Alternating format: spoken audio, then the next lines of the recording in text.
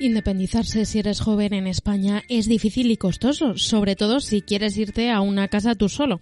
Hablamos de los datos de emancipación y también del precio del alquiler, que a partir de este mes de enero pueden subírtelo hasta un 3%. Y hablando de gastos y subidas y bajadas de precios, seguro que más de uno de los que nos escucháis sois de los que vais a las rebajas de enero para intentar ahorraros unos eurillos. Pues mucho cuidado con los timadores. En este Maldita la Hora os damos algunos consejos para que no te la cuelen. Y otra cosa sobre la que también tienes que tener cuidado es con los consejos sobre cuidados faciales o supuestos tratamientos caseros que dan usuarios en redes sociales. Las expertas avisan de que algunos pueden estar contraindicados según qué tipo de piel tengas o directamente carecer de evidencia científica. Y no salimos de las redes porque hoy también te contamos un reto viral en TikTok que puede provocar alarma social y más de un disgusto: desaparecer durante 48 horas. Empezamos. Maldita la Hora. Natalia Diez. Una persona joven debe destinar el 94% de su salario para poder vivir sola en un piso de alquiler en España. Este es uno de los datos demoledores que incluye el último informe de emancipación del Consejo de la Juventud. José Molina, ¿qué más datos hay? En general, la tasa de personas de entre 16 y 29 años que se han ido a vivir fuera de casa ha mejorado un poco con respecto al año anterior y está en el 16,3%. Rubén Díaz, que es técnico de investigación en el Consejo de la Juventud, explica que se ha perdido un 10% de emancipación desde que empezó la crisis. Sigue estando por debajo de los niveles que había antes de la crisis del COVID-19 y también antes de la gran recesión, cuando había un 26% de personas jóvenes emancipadas. Los precios de la vivienda no siempre hacen fácil el poder independizarse. Este es uno de los ejes centrales del estudio. Vivir solo es caro y, según las estimaciones del Consejo de la Juventud, el alquiler se lleva casi el 100% del salario mediano de una persona joven. Ha subido también el coste de las habitaciones en pisos compartidos y un poco menos el precio de la compraventa, pero según el análisis, y atenta al dato, pagar la entrada de un piso supondría el equivalente a 4 años y medio de este salario. Tremendo. Y el precio del alquiler este año puede subir incluso aún más, José, porque a partir de enero de 2024 pueden subirnos hasta un 3%. Eso es. A mí ya me lo han subido un 3%, ¿sabes? Y lo primero que hice fue mirar la ley, y así es. Este año entra en vigor una medida de la Ley de Vivienda que se aprobó el año pasado y que limita las subidas anuales de alquiler al 3%. Antes estaba al 2% porque el gobierno lo había limitado por la subida de precios provocada por la guerra de Ucrania en 2022. ¿Y hasta cuándo será así? ¿Ya no vale eso de que te suban el alquiler conforme al IPC? Será así hasta que acabe 2024. Después, según la ley, el gobierno debe proporcionar un nuevo índice en el que están trabajando y al que se deben vincular todas las subidas de precio de alquileres. El IPC del que hablas también sigue vigente, pero ahora solo funciona como tope a las subidas. Te pongo un ejemplo.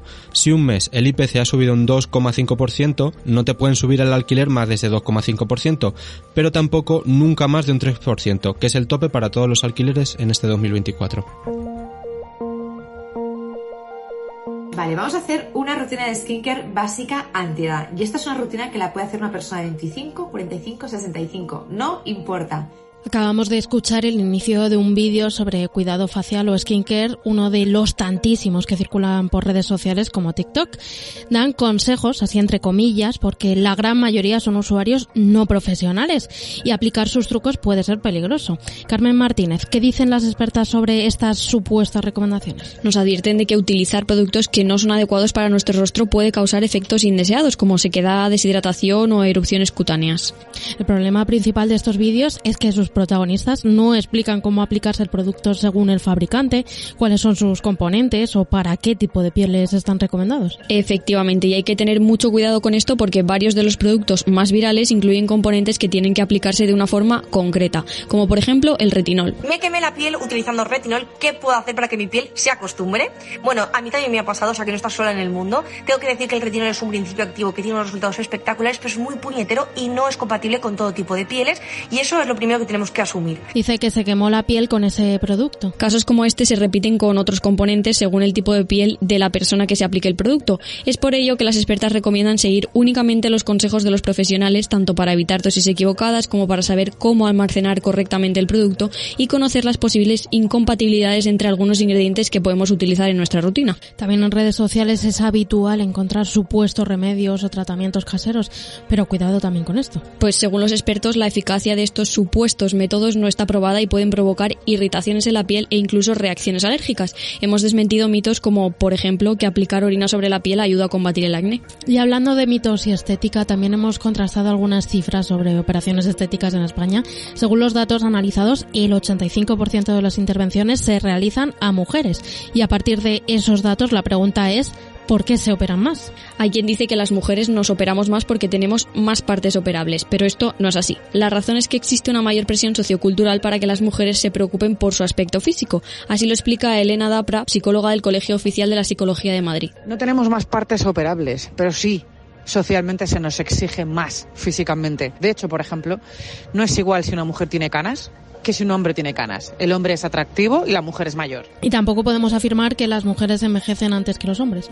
Este es uno de los argumentos utilizados coloquialmente para explicar que el porcentaje de operaciones estéticas en mujeres sea tan superior al de operaciones en hombres. Los expertos explican que es complicado establecer en qué punto concreto comienza el envejecimiento y mucho más difícil marcar una edad determinada. Porque el envejecimiento no comienza cuando comienzan a salir las primeras canas o cuando ya ha aparecido una enfermedad. Es, según explican, un proceso permanente y paulatino que depende de factores previos incluso al nacimiento. Lo que sí se ha comprobado es que tanto su inicio como la velocidad del proceso difiere entre hombres y mujeres. Mientras que en ellos suele comenzar antes y es progresivo, en ellas se inicia más tarde, pero ocurre más rápido.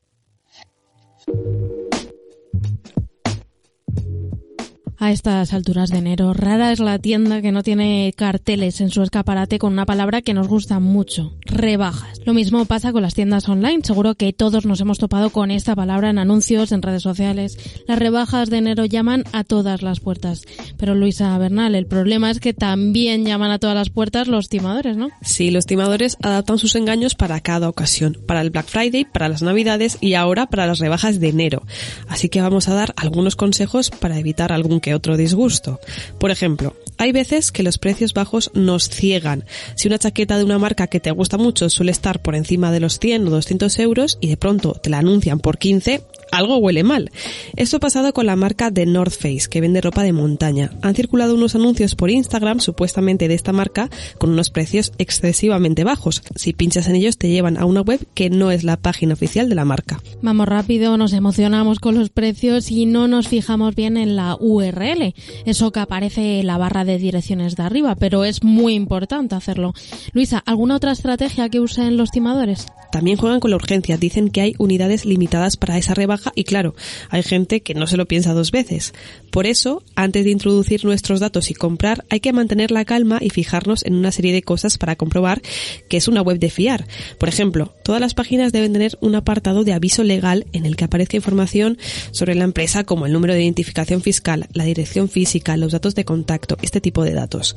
Si no encontramos esa información, deberíamos sospechar. Y también algo que sirve de ayuda para no caer en timos es mirar lo que dicen otros usuarios sobre esa página. Si alguien se ha quejado de que le han timado, ya es motivo para desconfiar. Y precisamente hay entidades que se dedican a medir eso, la confianza que debemos tener en una web. Justo, son las entidades que otorgan sellos de confianza. Si vemos un sello de confianza en una tienda online, significa que esa tienda ha sometido sus procesos a la evaluación de un tercero que se lo ha dado por sus buenas prácticas. Existen algunos sellos como el de AENOR, Confianza Online, ICER o Trusted Shops. La acreditación suele aparecer al final de la página o en los textos legales del final. En resumen, podríamos decir que hay que navegar bien por la web antes de darles nuestros datos personales y bancarios. Un resumen que creo que se puede aplicar a cualquier contenido que circule. Nunca debemos dar nuestros datos personales y bancarios si no estamos muy seguros de que la web no es un timo. ¿Alguna vez te has preocupado cuando algún ser querido no daba señales de vida y no sabías si estaba bien?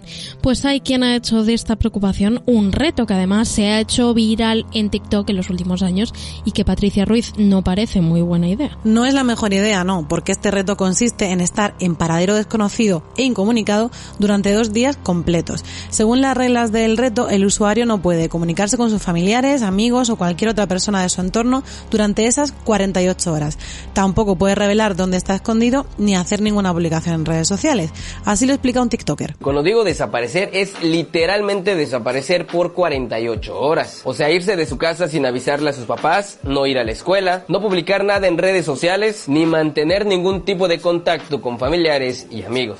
Desaparecer. O sea, tal cual como si se los hubiera tragado la tierra. Como si se les hubiera tragado la tierra, dice. Ya de entrada me parece que los padres o tutores de esa criatura lo tienen que pasar fatal. ¿Se han dado casos en España? Por el momento lo que nos han dicho tanto la Policía Nacional como la Guardia Civil es que no tienen constancia de que se estén dando casos de desapariciones motivadas por este reto en España, pero sí que se han dado casos en otros países como México, por ejemplo. Y ya sabemos que lo bueno y lo malo de las redes sociales es que algo al otro lado del mundo puede llegar hasta aquí. También una malísima idea como esta. ¿Qué buscan con el reto? Pues viralizar esta supuesta desaparición, incluso llegando a tener impacto en los medios de comunicación.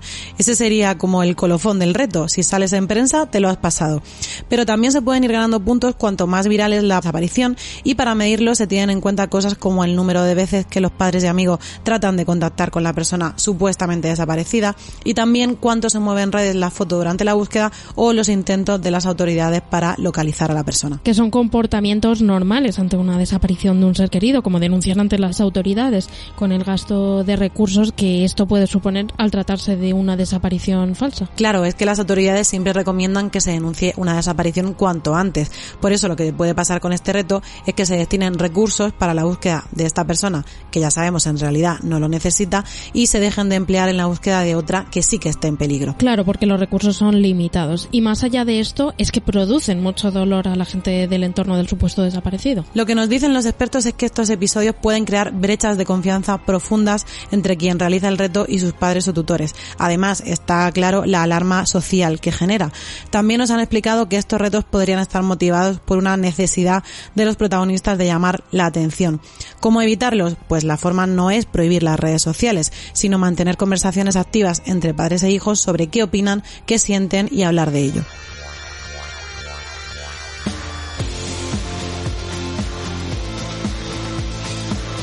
Y con esto nos despedimos por hoy. Muchas gracias por escucharnos una semana más.